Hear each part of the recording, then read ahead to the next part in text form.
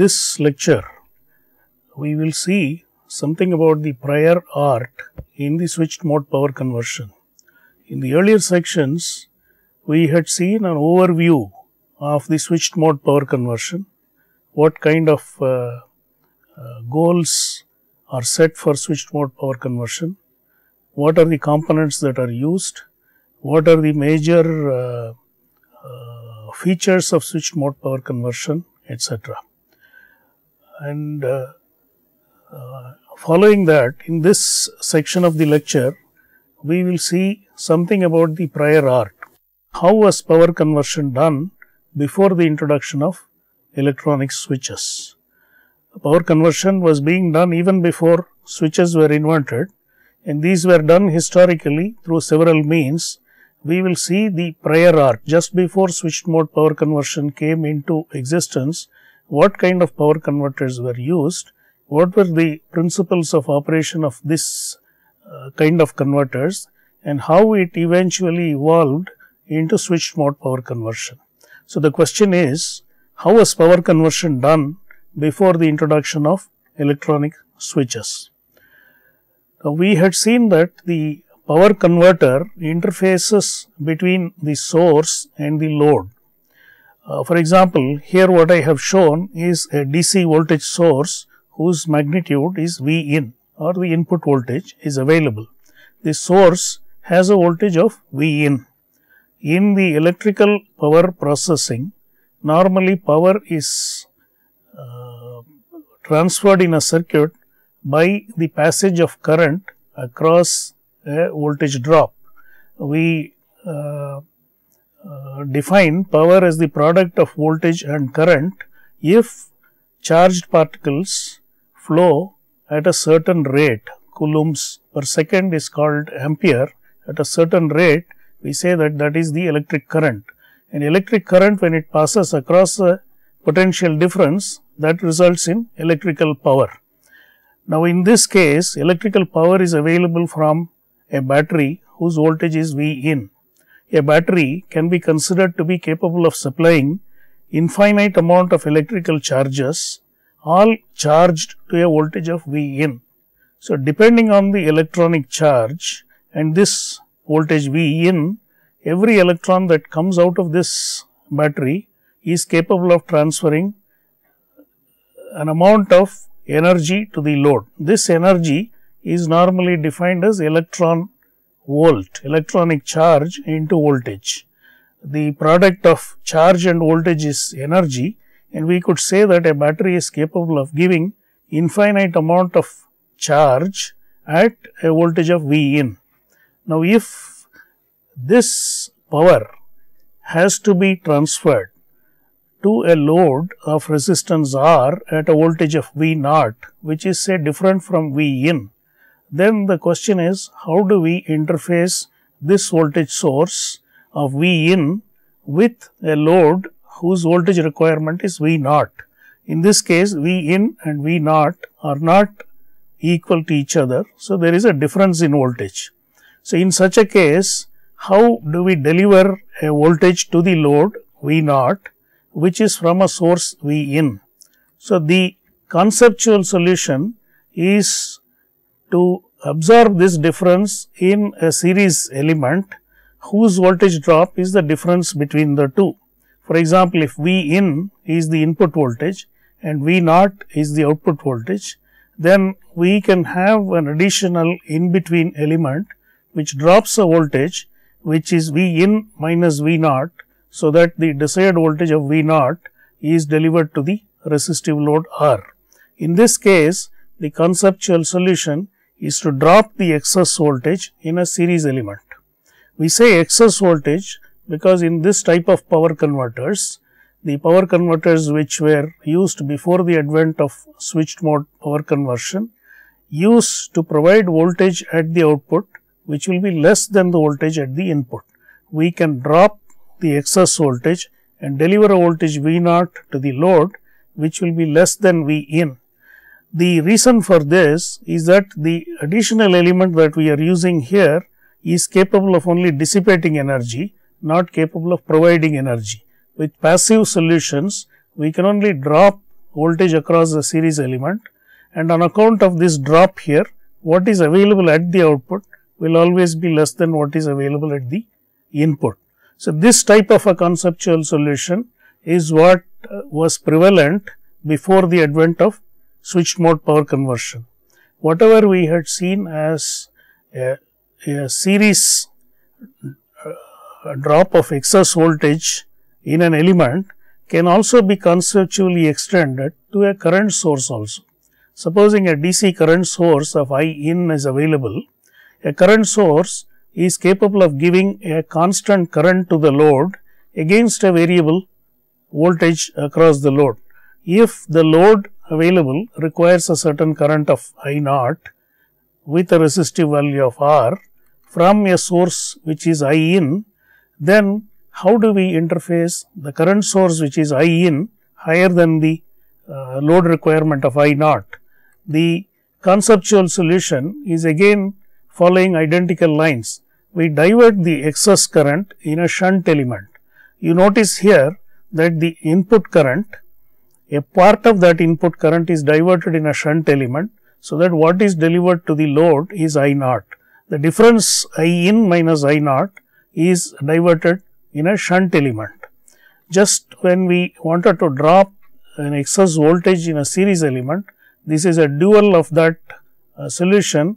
Excess current is diverted in a shunt element. Okay. Now, the conceptual solution has to be understood in the form of a circuit solution, and that is what we will see in the next few slides. How do we drop this excess voltage in a series element?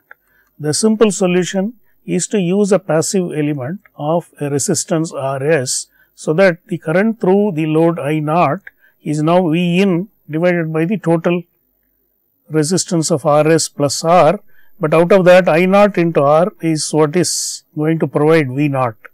So, you will notice that by adding an additional element here, a series element, it is possible to drop a voltage across this element depending on what current is flowing, and once that additional drop in voltage is done, V in is available to the load after a drop equal to V naught.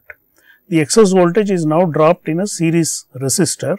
This is a passive solution. The solution involves some losses in Rs, and this element is a passive element. Now, if you mathematically try to relate what will be V naught output voltage in terms of V in, this is a simple potential divider kind of circuit. We know that the output voltage is the input voltage multiplied by the resistance ratios, the resistance R divided by the total resistance R plus Rs.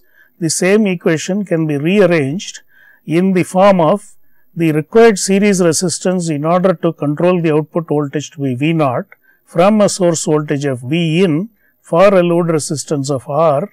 All the known quantities can be put on the right hand side.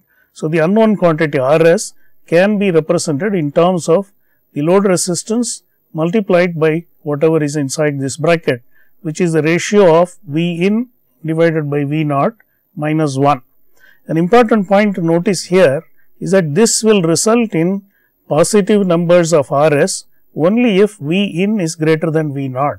This is something which we had earlier seen, that with passive solution, passive resistance solution here, V naught will always be less than V in. So, that V in by V naught is some number greater than 1. So, whatever is in this bracket is a number which is positive, multiplied by R, again Rs is a positive quantity, and this type of power conversion is possible if the required voltage is less than the input voltage by using simple passive resistive solution. If we see how the power conversion is done and what kind of losses are involved, the efficiency is defined as the output power, whatever is the power in the load related to the input power, which is V in multiplied by I naught. The same current is flowing through the complete circuit. So, the input power is V in into I naught, output power is V naught into I naught, and you can see that this ratio efficiency is same as the ratio of V naught by V in. One of the important consequences of this relationship is that if you desire very low output voltage from a high input voltage, the efficiency necessarily will be very, very low. At low ratio of conversion ratio V naught by V in, if it is a very low number, efficiency will be very poor. This is one of the distinct disadvantages of the passive voltage converters. Okay. If we extend the same ideas to a shunt converter, we had seen that this is a dual of the series voltage converter. You have a current which is available at I in, and the diversion current is I in minus I naught, so that the required current I naught is delivered to the resistance R. The additional current is diverted in a shunt element. The solution of this will be again through a passive resistance which is now connected across the load called R shunt. This shunt resistance diverts the excess current in this path, so that a portion of I in is now delivered to the R as desired by us. This we call as the circuit model of a shunt power converter. In the same way as before, it is possible to relate the output current I naught as a fraction of the input current I in. This fraction is the shunt resistance divided by the total resistance R plus RSH. Just as before, depending on what current we want at the output, what is the load resistance and what is the input current that is available, we can find out what is the required shunt resistance as a function of all these known quantities, namely load resistance, load current and the input current. This relationship again shows that for a positive number for RSH, this denominator has to be a positive quantity, which indicates that the input current has to be always greater than the output current. Just like the voltage series voltage converter, in a shunt current converter also, the output current has to be necessarily less than the input current. This is because this external element, additional element, is a passive element and it is not capable of adding any additional power, it will only dissipate power. If we again extend the idea to find out what is the efficiency, which is the ratio of power delivered to the load to the power that is supplied from the source P naught by P in, this can be written as the product of V naught I naught and the product of V in I in. And in this circuit, the voltage is common throughout, so these two terms go away. So we find that the efficiency is a ratio of delivered current to the supply current. And just as in the voltage converter, we saw that the efficiency was low for low conversion ratio. Here also, when the conversion ratio of I naught by I in is low, the efficiency of power conversion is very poor. This is one of the disadvantages of the earlier generation of power converters, where we used passive elements in order to convert power available either as a voltage source or as a current source to a load that desires power at a different voltage or at a different current. Okay. Now, in general, these converters are classified in the name of linear power converters, and they follow this idea that if there is an excess voltage in the source, you drop it in a series resistance, and if there are excess currents that are available, you divert it in a shunt element.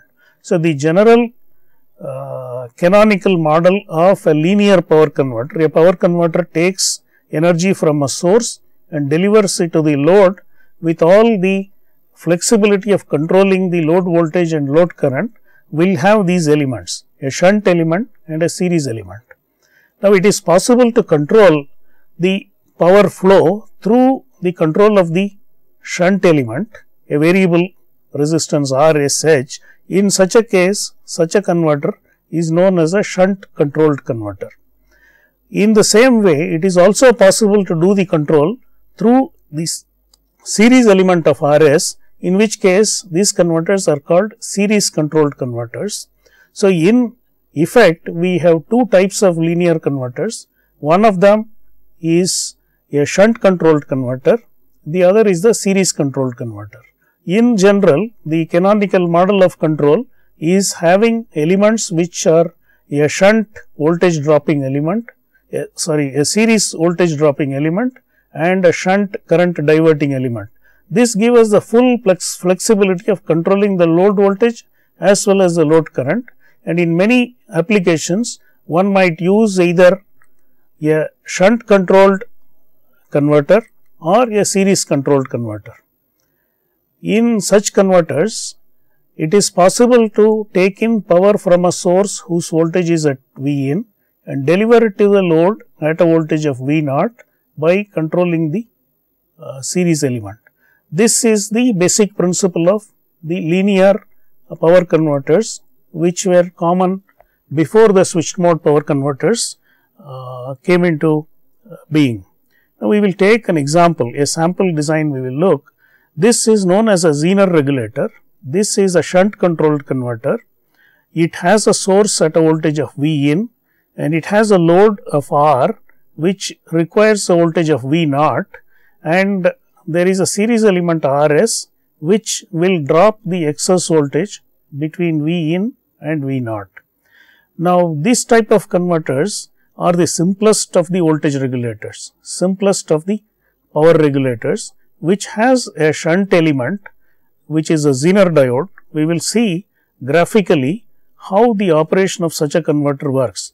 We will also see some of the mathematical relationships, but more than that, I would like to introduce some graphical methods which are very helpful in understanding the operation of many of these power converters. And then not only the operation, these graphical tools also help one to design these power converters very successfully through simple graphical aids. One of the reasons these converters are called linear converters is because all the elements that are used in these converters can be modeled as linear circuit elements. These linear circuit elements are voltage sources, current sources, resistors and so on, and combinations of resistors, and in all these cases it is possible to relate the output voltage and input voltage, output current and input current through certain figures, through certain lines drawn on the plane. We will see in the following few slides some the design aspects of a Zener regulator, and later on we will go on to see more versatile converters of this family of linear converters.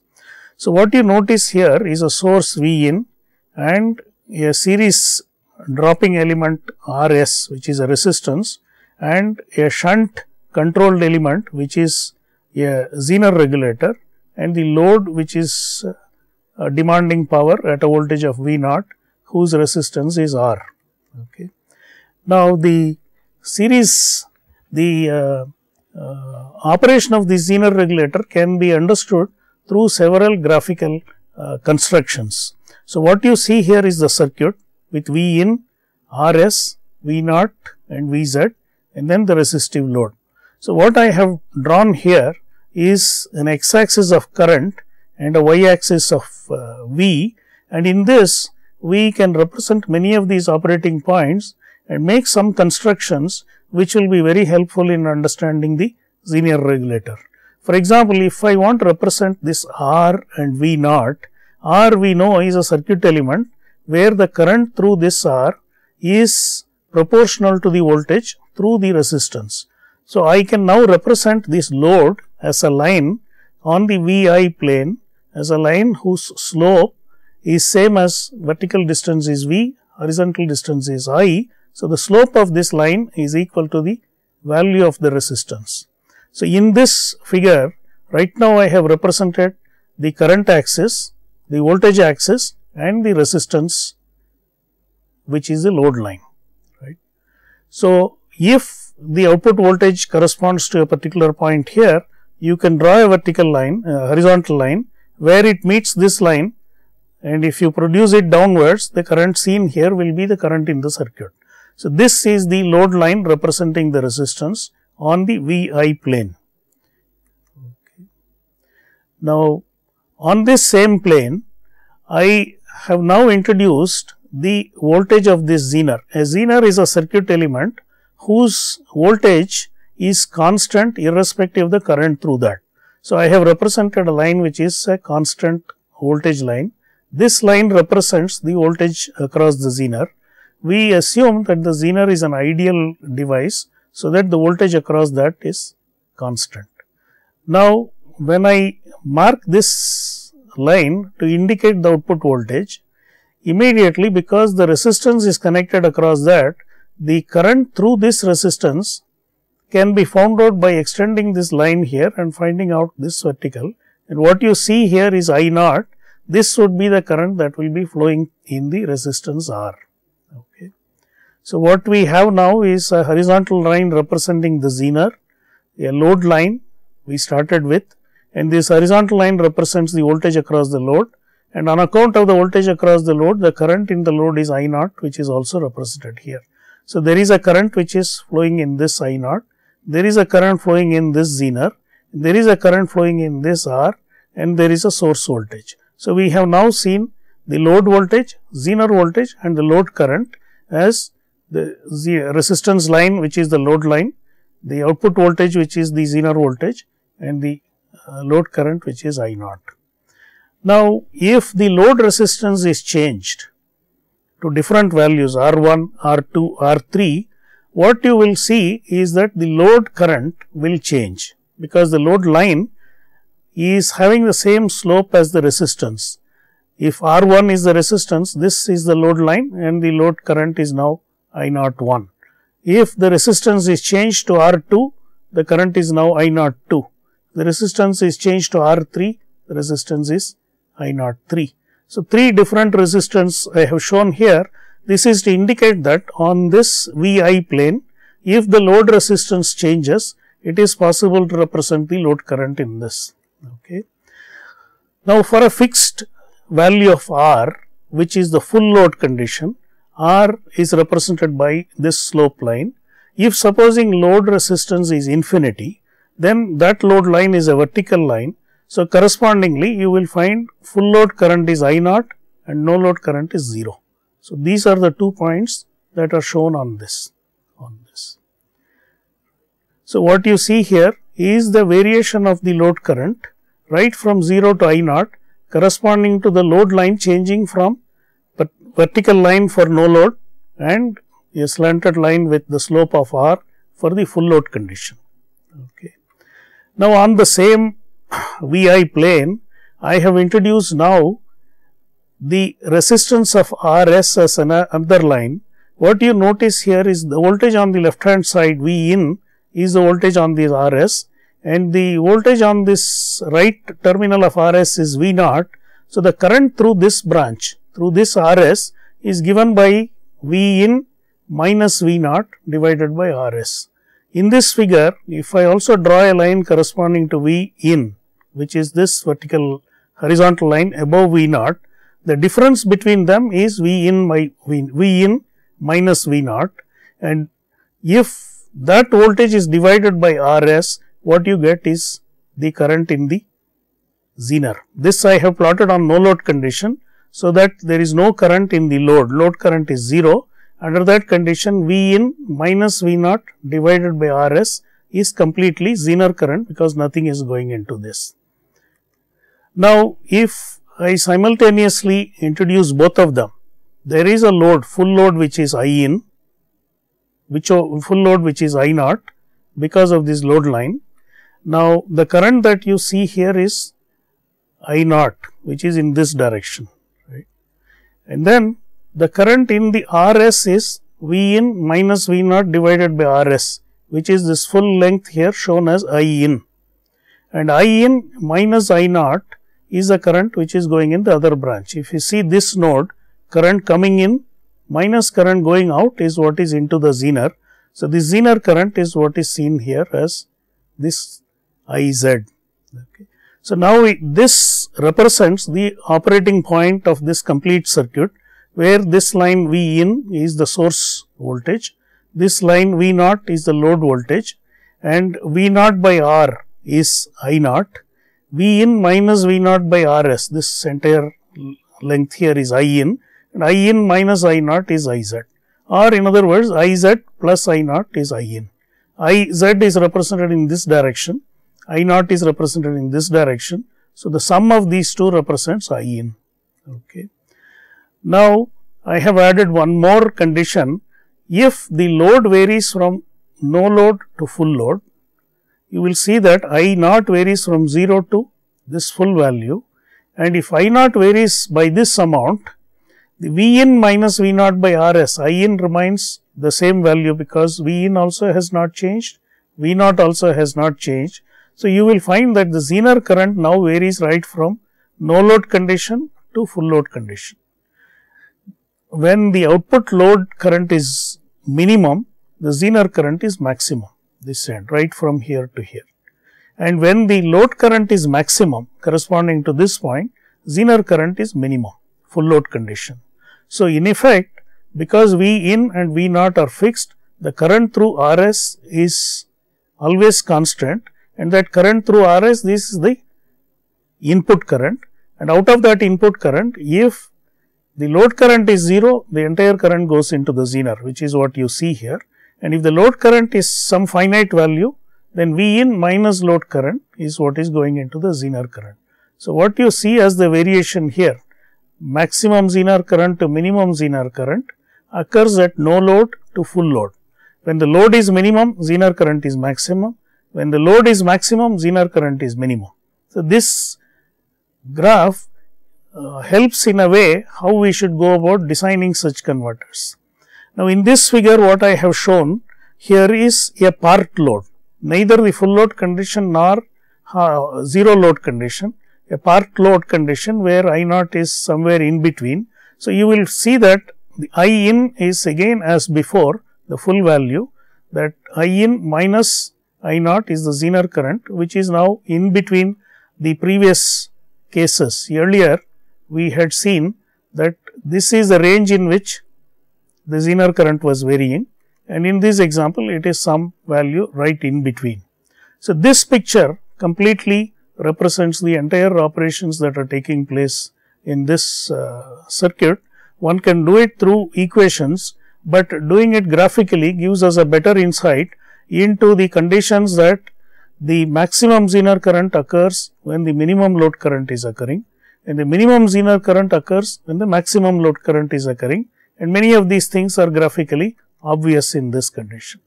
Now, if you see the output power here, we see that V naught is this vertical distance, I naught is this horizontal distance. So, the product of V naught I naught is the area I have shown here in green color is the output power. The output power right now in this particular operating condition is this rectangular area. If you now see the input, the full voltage V in and the full current I in minimum to maximum, the area of this red rectangle is the input power. So, naturally the efficiency is the ratio of this smaller rectangle here divided by this bigger rectangle, and you see that the efficiency is quite small. It is not close to 1, a substantial amount of power is dissipated, power is wasted. The red color what you see here is all the wasted power, and the small rectangle is what is really delivered to the load. This wasted power has one component which is the shunt component and one component which is in the series component. In effect, the efficiency is quite low. Now, if you wish to go through a design sequence of this type of controller, the drawing I have put the sequence, the steps in the numbers here. What we first construct a V plane and an I plane, and on this plane we first draw the full load line which is this red line here, and the no load line which is the green line here, and the difference between them here is the I naught condition. We lay down the V naught output voltage line which is a horizontal line here. So, this width what you see here is I naught. So, from the full load condition, if you draw this V in, there is a minimum Zener current. This Zener element, Zener diode is an element whose voltage is fixed when the current through that is in a certain range. For example, if you take a 1 watt Zener, 1 watt and 10 volt Zener, its rated current may be about 100 milliamperes. A 100 milliamperes 10 volt Zener will have a total power dissipation of 1 watt. Its rated current is 100 milliamperes, but it will work as a regulated Zener only when the current through the Zener is at least 10% of the rated current. So, for example, 10 milliampere to 100 milliamperes or some value of IZ minimum to IZ maximum this will work as a nearly constant voltage element. So, in this figure we mark IZ minimum, and this IZ minimum and I naught are connected together. That line will be the RS line, the resistance line. If you find the slope of that, that will tell you the desired resistance. Now, under that condition, if you draw a line parallel to this blue line corresponding to the minimum load condition, what you see here is this point number 3 vertically produced downwards, that will give you the maximum Zener current, and the Zener current variation will be minimum to maximum when the V input is changing at this point. V in minus V naught divided by RS is the total current, minus the load current will give you the Zener current, which is this point, and in the full operating condition Zener current will vary from a maximum of IZ max to a minimum of IZ minimum. Using this construction, one can find out in such converters what is the Zener that is to be used, what is the resistance that is to be used, what is the maximum Zener current, and because of that what will be the maximum power rating of the Zener if we know the range of load current that is to be supplied and the voltage that is required at the load and so on. This is one example of a shunt regulated voltage regulator. It has an element, a control element, which is a Zener, which draws a variable current depending on the load variations. This variable current, which is varying in this range, ensures that the total current through this RS is nearly constant, so that you get from a V in the desired voltage of V naught. Okay. Now, a series controlled converter, unlike a shunt control converter, does not have a shunt element. We have only a series element, which is RS, and we change this RS in order to obtain the required V naught from the source V in for a given resistance R. This type of regulator is a series controlled regulator. The control is on the resistance that is here, right, on RS. So, let us find out what are the graphical methods of understanding the operation of these converters, and probably we will also look at how these are realized in real life. Okay. Now, we follow a very similar graphical approach. We represent this circuit by the series element and the load and the source, and we show on this VI plane a load line. This line has the slope of the resistance. At any point, if you fix what is the voltage across the load, wherever that line cuts this load line will tell you what is the load current. Now, the on the same VI plane, we can represent this RS and V naught in a slightly different way. For the same current that is coming out, we can find out what will be V naught when different current is flowing through this RS.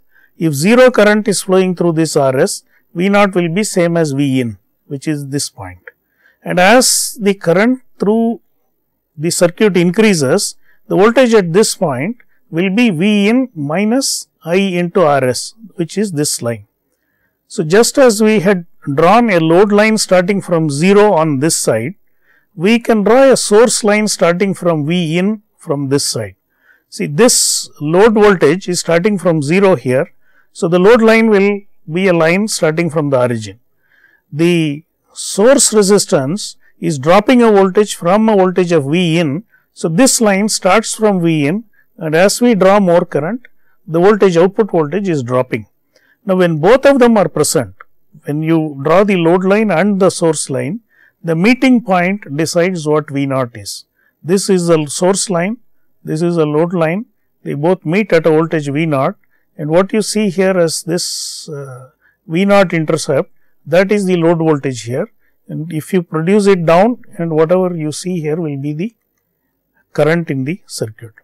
Now, for different values of load lines, if we want to keep the output voltage constant, it is very obvious that for every value of load line, there must be a source resistance which is different. See, this is the difference between a shunt controlled converter and a series controlled converter. In a shunt controlled converter, at all operating points, the series resistance remained constant. In a series controlled converter, for every operating point, the series resistance will change corresponding to this load line. In order to get an output voltage of V0, the required RS source resistance is having this slope. If I now change the load resistance to a new value of RS, the source resistance also has to be changed to a new value, so that they both meet at the required V0. So, now in a series controlled converter, the strategy is very simple. As the load resistance is varying, if I wish to keep the voltage constant, my source resistance also has to vary. This is the principle that is followed in a series controlled converter. Now, we can look at what is the output power, what is the input power, and so on. At the operating point, the rectangle that you see here, product of V0 vertical, I0 horizontal, the product is this area V0 I0, that will be the power that is delivered to the load, or we call it as the output power. The input power is V in multiplied by the same current, because this does not have any other shunt element. The current in the source resistance, current in the source, current in the load, all are same. Same current is flowing in the circuit. So, you find input power, the red rectangle is full voltage V in multiplied by I0. This is the red rectangle. Now, the V0 into I0 is the smaller rectangle here, that is what is the power delivered to the load. Efficiency defined as the output power by input power, because the current is same, it will be the ratio of the output voltage to input voltage. You can see very graphically here, if the for a given V0, if V0 comes down for a given input voltage, if V0 comes down, you can see that the useful power delivered keeps on reducing, and the efficiency is directly the conversion ratio. And we had earlier seen that the conversion ratio, if it is very low, efficiency is also very low, and a very poor power conversion efficiency is one of the disadvantages. Now, if we see the losses, whatever was delivered to the load is the output power. From the input power, if I remove that output power, what is remaining are the losses. You can see that the loss is a rectangle which is from this operating point everything upwards, or from this operating point everything till the y axis or till the V in line. Okay. For example, if my output voltage increases, the losses come down. You can see that the output power has increased, input power is what we have seen as before. So, you will notice that the loss has reduced in comparison with the previous one, right. And if I go to another next condition, when this output current is also reduced, you can see that the loss has reduced in comparison with the previous condition. So, there are two conditions one should see. When the RS is very close to 0, also the losses are very small, and when the source resistance is very close to infinity, that is perfectly a vertical line here, then also the losses are very small. In this case, when RS is infinity, loss is very small, but delivered power is also very small. In the case of RS equal to 0, loss is very small, but delivered power is very high. But if one does not worry too much about delivered power, in the series controlled converter, we can identify two conditions when RS is very large. Corresponding to this condition, loss is very low, and when RS is very small, corresponding to this condition, loss is very small. So, these are the key issues when one tries to understand how the switched mode power conversion developed. For example, when RS is 0, then also we have low losses, and when RS is infinity, then also we have low losses. So, it is possible to replace this resistance by a switch. When the switch is closed, it corresponds to RS equal to 0, then there are no losses. When the switch is open, it corresponds to a condition when RS is infinity, then also we have very low losses. And we notice that the key idea, the central idea of switched mode power conversion can be seen here, that the series controlled converter has two extreme conditions. of 0 resistance and infinite resistance, indicating low losses, and these are the ideas which are responsible for what follows in switched mode power conversion. We will just take a small detour and then see how exactly these series controlled converters are realized. So, what I have shown here is that this resistance is not normally realized by a resistor, but an effective resistor. A transistor is nothing but a transfer resistor. So, a BJT, a bipolar junction transistor, is used as a series element whose characteristics are not exactly a straight line like a resistor, but which has a shape of this. This is the characteristics of the transistor, that when no current is flowing through that, the voltage is V in, and when current is flowing through that, depending on what the base current is, there are different vertical lines here, base current 1, base current 2, base current 3 and so on. So, depending on that, wherever the transistor characteristics and the load line meet, that will be the required output voltage.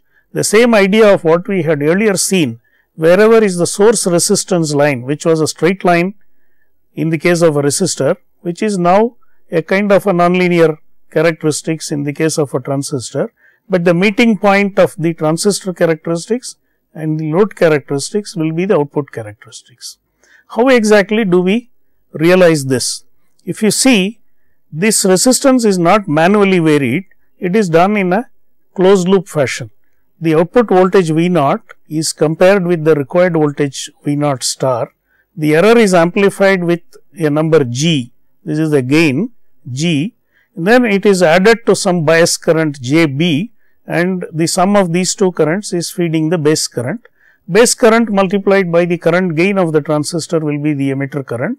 Emitter current multiplied by the resistance will be the load voltage. So, if you mathematically represent these quantities, what you notice is that first relationship is that V naught minus V naught plus V naught star multiplied by G, which is this first term, and from that you subtract JB, which is this bracketed term, and the current that comes out here multiplied by beta is approximately the emitter current, that multiplied by R is V naught on the right hand side. So, the left hand side also has V naught term, right hand side also has V naught term. If you separate all the V naughts at one side and shift all the other terms onto the other side, you will find that the output voltage in this circuit is V naught star multiplied by one gain number and JB, this other input, multiplied by another gain number. The first gain is G beta R divided by 1 plus G beta R. The second number is beta R by 1 plus G beta R. In these designs, this is the closed loop amplifier. G will have a gain which is very, very high, very much large compared to 1. In such a condition, the coefficient of JB will be a small quantity because this G is in the denominator. The coefficient of V naught star will be nearly 1 because this is also G beta R, numerator is also G beta R. So, approximately output voltage is same as this V naught star. This is the principle of series controlled converter, which is done automatically through a feedback control mechanism. But the most important point that is of interest to us is that whenever this resistance is very large, losses are low, and whenever this resistance is very small, the losses are low. So, what we would see, or what we would conclude from what we have seen up to now, is that the key idea, the central idea of switched mode power conversion is that if you use a switch, the losses are low, and if the losses are low, efficiency is high. And in switched mode power conversion, our first and foremost goal is efficiency. So, what we notice in what we have seen up to now is that the prior state of the art suffered from very poor efficiency depending on the conversion ratio, and this poor efficiency is because of the losses in the series element and the shunt element. And what we have now observed is that the loss is very low if the series element or the shunt element are represented by switches, either 0 resistance or infinite resistance. Now, these are the two conditions when the power loss is practically 0, and this is the central idea of switch mode power conversion. Now, what we have to see next will be how this can be exploited in bringing in the idea of switch mode power conversion, what are the elements used and so on. So, just before we do that, we will take a small detour and then do one small exercise, a sample exercise of a shunt converter, which is slightly different from what we have seen before. Now, this is also a Zener regulated power converter, but you will notice that this has a series transistor which acts as a variable resistor. In the earlier case, we had a shunt regulator and a fixed resistor, and we saw how the regulation was achieved. Now, the example that we wish to follow now is a slightly more versatile power converter, in the sense that if shunt regulator can be used for powers only for fraction of watts, this converter can be used for slightly higher level of power dissipation. In this particular example, it is possible that we may be able to use a 1 watt Zener in order to control a load which is about 10 watts. In the earlier example that I had shown, probably to deliver 1 watt, you may require a 1 watt Zener or so. The power that is lost in the Zener will be as much as the power that is delivered to the load, so that the efficiency is quite low. Whereas, what we see in this sample exercise has certain features, certain positive features which reduces the Zener current substantially in relation to the load current. So, let us just look at, in the next 5 minutes, let us look at the operation of this converter. We can follow the same kind of graphical approach as we had done before. I am now writing down the specifications of this converter. Output voltage required is 10 watts, input voltage is power required is 10 watts, output voltage required is 10 volts, and the resistance, load resistance varies from 10 ohms to 100 ohms, and input voltage varies from 15 volts to 18 volts. Against a variation of 15 volts to 18 volts, for different values of R, we would like to have an output voltage which is constant at 10 volts, and we have a transistor whose current gain is 20, and we would like to know what should be the value of Rs, and we also like to know at what efficiency this will operate, and we also like to know what will be the kind of regulation, that is, when the load varies right from minimum power to maximum power, 10 ohms to 100 ohms. V0 will not be perfectly constant, there will be some minor variations. To what extent this variation will be, this delta V0. We call these things as the required series resistance, the operating efficiency, and the regulation. Regulation when input is varying from 15 volts to 18 volts, regulation when the load varies from 10 ohms to 100 ohms. In this entire range of variations, what will be the change in delta V0 and what will be the change in efficiency and so on.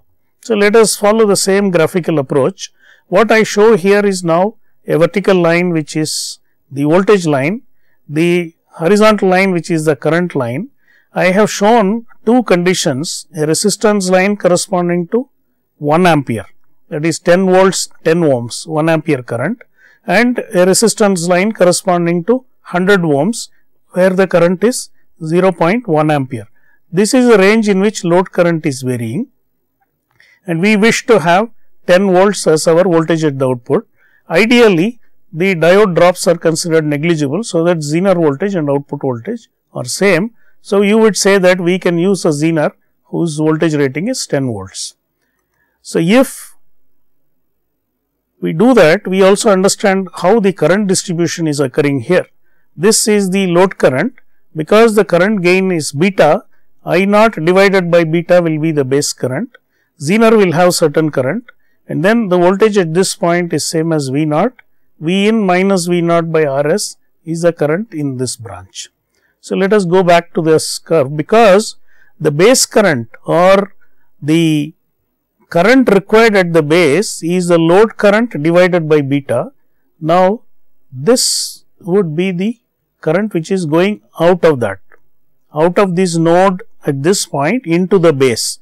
It is unlike the simple Zener regulator, it is a load current divided by beta plus 1, because load current is emitter current. Emitter current by base current in any circuit has the ratio of beta plus 1. So, this current is divided by beta plus 1 to find out the range in which base current is varying, corresponding to 0.1 ampere. 0.1 divided by beta of 20 will have a current of about 20 milliamperes or so, and 1 ampere divided by 20 will have a current of about 50 milliamperes. This is the range in which IB is varying. If I now add the condition as before, when the load current, when the current going into the base is maximum, and connect our 15 volt condition, which is the minimum source voltage, divided by 10, connecting these points will give me the required RS. If I find out the slope of that, it turns out to be 83 ohms. So, the kind of ohm resistance that we have to use here is 83 ohms. Okay. And this is a condition corresponding to 15 volts. Now, under this condition, if the operating point has minimum load, then we will see that extending this line parallel to this further and connecting a 15 volt line and 18 volt line, we will see that the Zener current varies right from minimum to some value corresponding to this voltage, some value corresponding to 15 volts and full load, 18 volts and minimum load, and 18 volts and full load. So, you have a range in which Zener current is varying, minimum Zener current and maximum Zener current, and 15 is the nominal voltage V input, 10 voltage, 15 is the minimum input voltage, 18 is the maximum input voltage. On this same graph, you can see that the output power is this I naught into V naught, which is this rectangle, and input power is the rectangle of V into I along with the Zener. You see this big red rectangle, and the efficiency is the ratio of these two areas. Okay. Efficiency is the ratio of these two, and in this case it is about 61%. Typically, linear regulators will have only about 61% or 60% or 50% or 70% efficiency. Now, the next is the load regulation, is when the load alone changes. When the load changes, if Zener has a perfect voltage characteristics, voltage will be 10, but Zener has a dynamic resistance which in this case is about 7 ohms or so. You see that this line is now having a small slope corresponding to Zener resistance, and we see that a regulation of 0.3 volts is the load regulation. The line regulation is when the line alone varies for a given load, and that is given by 0.25 volts, and the full line and load regulation is the complete variation. In this case, it is about 0.55 volts. On a 10 volt regulator, the regulation is 0.55, which is roughly 5% of the output voltage. So, this kind of regulation is what you will get in a Zener type of regulator, and the regulation is shown as a band here, minimum voltage to maximum voltage, as a red line that you see here. Okay. So, in summary, if we want to put down what we have done up to now, is to see the series and shunt control converter as the prior art. The general linear converter has a series control element and a shunt control element, and it is possible to use a simple design with only controlling the series element or only controlling the shunt element. It is very simple in design, but very poor in efficiency.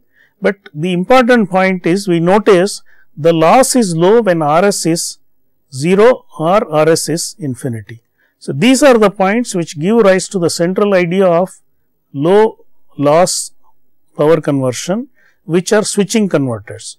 So, we can have a switch which is connecting to the source or connecting to the ground, or alternately another type where the current is supplied to the load or short circuited. So, this is going to be our next topic, exactly how exactly we are going to learn about the devices, the switches and various other elements, and then see the characteristics of these elements and how they all will be connected to do the switched mode power conversion. So, if I again just want to say it in one simple slide here, the summary of the prior art is series or shunt controlled converter. They are simple, but poor in efficiency. The important point is the elements have losses, and these losses are low when we have RS, the resistance either 0 or infinity. This give rise to the introduction of switch in power conversion, and that will be the subject matter of our entire length of this course. We may have nearly 30 to 40 lectures, but all of them will go on to extend this idea of switched mode power conversion. So, that is a material which will follow in the next lectures. The devices for efficient power conversion will be our next set of lectures: switches, inductors, transformers and capacitors. Thank you very much.